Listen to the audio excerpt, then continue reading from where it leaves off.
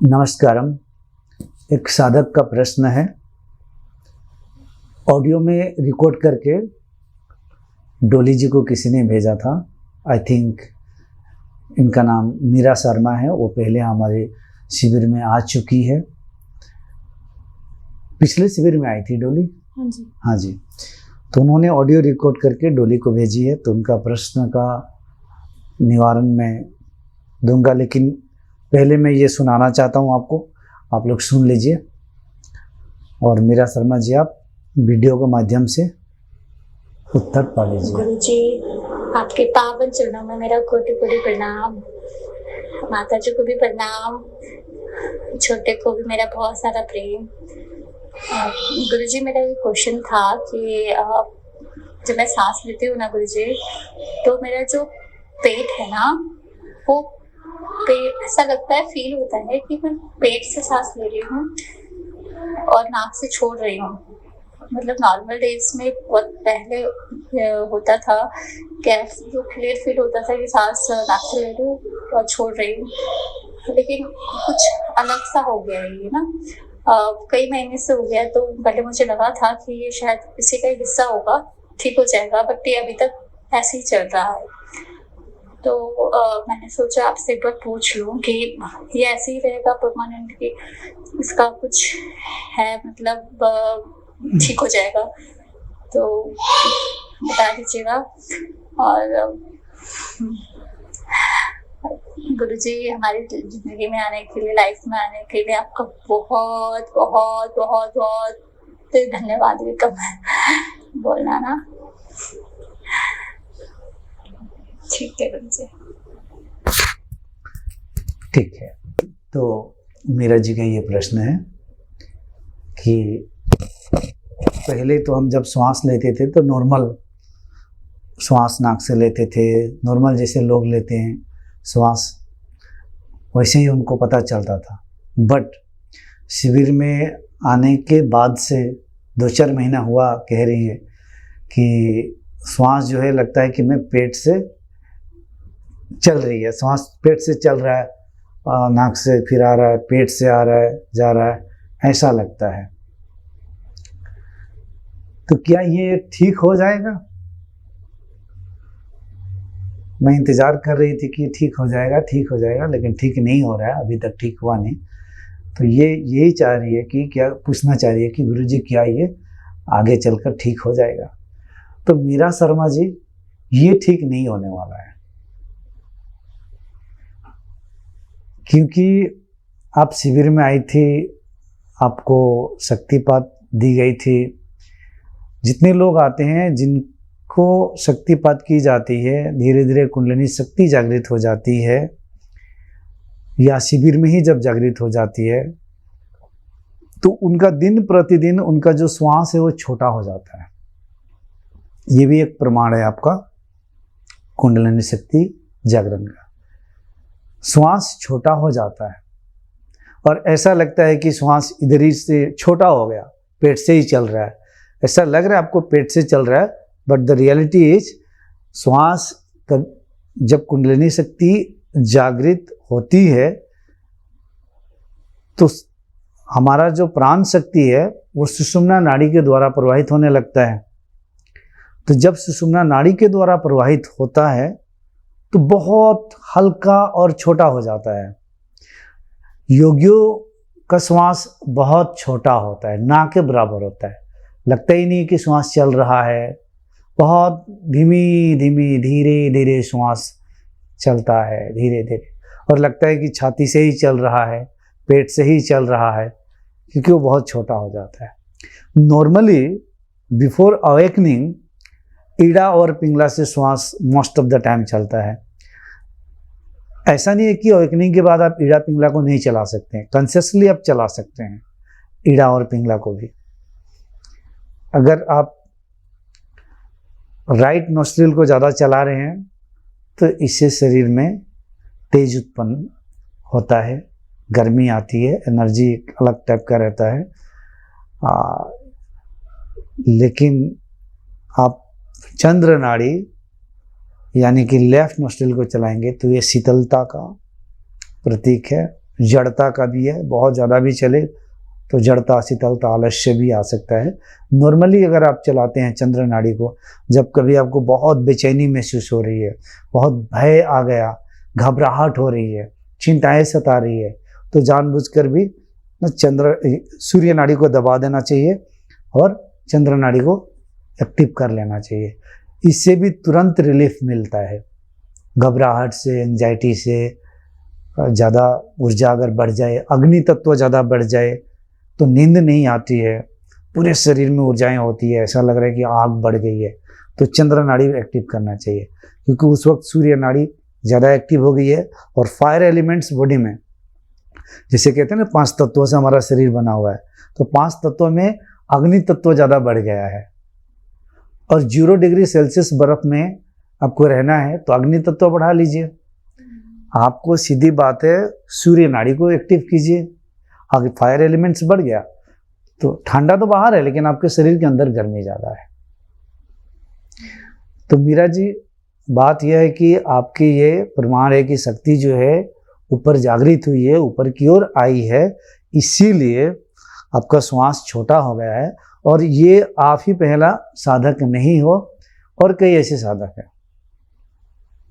हालांकि same situation Neeraj ji को आप लोग जानते हैं, उनके साथ भी उनको लगता है मेरे श्वास यहाँ से पेट से चलता है, पेट से नहीं, श्वास छोटा हो गया है, वो इसके बीच पीठ की रीढ़ की हड्डी के बीचों बीच सुषुम्ना नाड़ी से ही वो चलता है, छोटा पतला सा। और ज़्यादा ध्यान करेंगे, और ज़्यादा ध्यान करेंगे, ये और छोटा होते चला जाएगा। कभी ज़्यादा हाई पावरफुल वर्कआउट कर रहे हैं तो थोड़ा सा बढ़ सकता है, लेकिन वर्कआउट के बाद तुरंत बैठेंगे तो श्वास फिर धीरे से छोटा हो जाएगा। योगी को पता ही नहीं चलता है कि कभी कभी श्वास चल रहा है, नहीं चल रहा है। थोड़ा देखेंगे तब यहाँ से यहाँ तक तो पता चलता है, लेकिन ज़्यादा कुछ पता नहीं चलता है नीचे। So it's all about the result of awakening जब ऊपर होने लगता है, इसलिए ऐसा होता है। और दोबारा ये नॉर्मल पहले के जैसा कभी नहीं होगा। एक बार किसी की अवेकनिंग हो गई तो ये और बढ़ते चला जाएगा, और छोटा ही होते चला जाएगा, और ये दोबारा पहले जैसा नहीं होगा। और कई बातें आप लोगों को बताना चाहता हूँ। श्वास जितना छोटा होगा, जितना धीमी चलेगा, उतना ही फायदा है। पता है कैसे? क्योंकि प्रत्येक जीव एक limited countings of the breath के साथ भेजा जाता है। मतलब श्वास के भी एक कोटा है। जो जितना तेज श्वास लेता है, एनी टाइम जिसका जितना तेज चलता है, वो व्यक्ति ज़्यादा समय तक जिंदा नहीं रहता। वो आदमी जिसका जितना श्वास स्लो चलता है, धीमी चलता है, उसका शरीर ज़्यादा दिन तक जीवित रह सकता है, क्योंकि वो कम खर्च कर रहा है। उसके पास जितना दिया गया है खर्चा, वो कम कर रहा है, धीरे धीरे खर्च कर रहा है। जैसे आपको कुछ पैसा देकर भेजा गया, आप कितनी तेजी से खर्च कर रही हो, कोई कम, आप कम खर्च कर रही हो, तो आप ज़्यादा दिन तक आप यूज़ कर पाओगे। आप जल्दी ही ख़त्म कर दिया तो जल्दी ही। अगर ये बात समझ में ऐसा नहीं आ रहा तो आप देखो, आपको ये जो शरीर मिला है, अब शरीर को आप कितना स्वस्थ रखना चाहती हो, कितना खर्च करना चाहती हो, शरीर की जितनी कैपेसिटी है उससे ज़्यादा मेहनत कर रही हो, उससे ज़्यादा कहीं वर्कआउट कर रही हो, एक्सरसाइज कर रही हो, काम कर रही हो, तो घुटनों में दर्द होगा, अलग अलग बीमारी हो सकती है।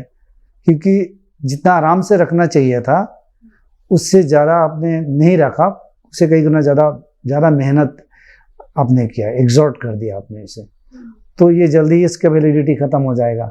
सिमिलरली कोई गाड़ी खरीद के लाए, गाड़ी को भी अगर हम बहुत धीमे से, आराम से, कंफर्टेबली चलाते हैं तो गाड़ी भी ज़्यादा दिन तक लास्टिंग करेगी। ज़्यादा ही उसको हम यूज करें, धड़ाम धड़ूम तेज़ी से चलाओ ला करते, जल्दी ख़त्म हो जाएगी। Such is the case with the breath also. Breath भी हमारी वैसे ही है। So it's a piece of good news for you Meera ji. ये तो अच्छा न्यूज़ है आपके लिए, क्योंकि अब धीमी धीमी चल रहा है। तो आप बिल्कुल घबराइए मत, इसे घबराने की बिल्कुल ज़रूरत नहीं है। तो ये प्राय हमारे पास जितने लोग आते हैं सबका यही होता है। बाद में एक समय में हमारे साथ भी यही होता था, श्वास लगता है छूट जाएगा, ख़त्म हो जाएगा, मर जाऊंगा, ऐसा लगता है।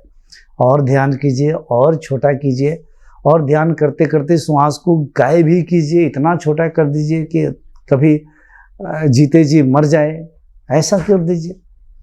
ये तो बहुत सुंदर बात है। और जिसका श्वास जितना छोटा होता है मन भी उतना ही शांत रहता है। आप लोग देखना, जब मन बेचैन होता है तो श्वास की जो गति है वो भी बढ़ जाती है, श्वास की गति बढ़ जाती है।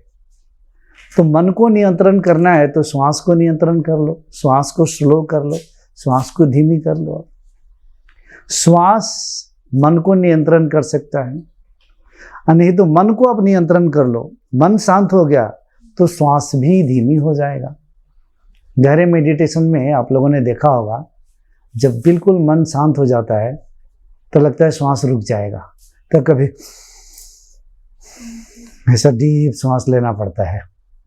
ऐसा लगता है नहीं लेने से मैं मर ही जाऊंगा, क्योंकि गहरे जब मन बिल्कुल शांत हो जाता है तो श्वास भी बिल्कुल ठहर जाता है, ऐसा होने लगता है। तो ये बहुत अच्छा है, आपके साधना में बहुत गति हुई है, कुंडलिनी शक्ति की अवेकनिंग हुई है, इसीलिए और आगे और अवेकनिंग हो। थर्ड आई तक, सहस्रार तक। सहस्रार चक्रों को भी थोड़ा सा बता रहा हूँ। जो 1000 पंखुड़ी वाला कमल का फूल जो दर्शाया जाता है, जो सिंबल दिखाया जाता है, ये ऐसा है कि सहस्रार चक्र में, सूक्ष्म शरीर में हजारों ऐसा सूक्ष्म नाड़ियाँ है, हजारों नाड़ियाँ है। किसी का कुंडलिनी शक्ति तो यहाँ तक जागृत हो गया, सहस्रार तक भी कुछ एनर्जी महसूस हो रही है, कुछ निकलने का, कुछ हो सकता है कि हजारों नाड़ियाँ अभी नहीं खुली है। हजारों पंखड़ी की जो दिखा रहा है ना, एक एक करके धीरे धीरे अभी खुल रहा है। इसीलिए संपूर्ण जो मैं कहता हूँ स्थिति, वो पकड़ मतलब अंदर नहीं मिलता है। तो धीरे धीरे धीरे धीरे जागरण के बाद 1000 पंखुड़ी वाला जब जो नाड़ी है सारे खुल जाएंगे तो पूरी तरह से ब्रह्म के साथ एकात्म हो जाता है। तब वो वेद का एक कथन है कि ब्रह्म विदे ब्रह्म भवतु, ब्रह्म को जानने वाला ब्रह्म ही हो जाता है, ब्रह्म के साथ एकात्म हो जाता है, ब्रह्म में मिल गया यानी विलीन हो गया, अपने अहम पूरी तरह से मिट गया उसका। ठीक है, तो ये 1000 पंखुड़ी यानी कि धीरे धीरे धीरे धीरे जब खुलता है, एक साथ नहीं खुल सकता है। कभी कभार ऐसे सदियों में होता है कि किसी को निर्विकल्प समाधि लगी और एक साथ कुछ घटना घट गई, किसी का धीरे धीरे धीरे धीरे खुलते खुलते भी हो जाता है। So you are in a very wonderful journey now, keep going ahead. आप आगे जाते रहिए, बहुत सुंदर जर्नी है आपकी। और जो भी मैंने कहा, धीरे धीरे हर चीज़ आपको अपने अंदर मिलेगी। और बहुत बहुत स्वागत है। और भी आप प्रश्न डोली या गार्गी के माध्यम से या नीरज जी के माध्यम से आप लोग, कोई भी पुराने जो साधक है आप लोग पूछ सकते हैं। मेरी पूरी प्रयास रहेगी वीडियो के माध्यम से आप लोगों को उत्तर देने के लिए। ठीक है जी।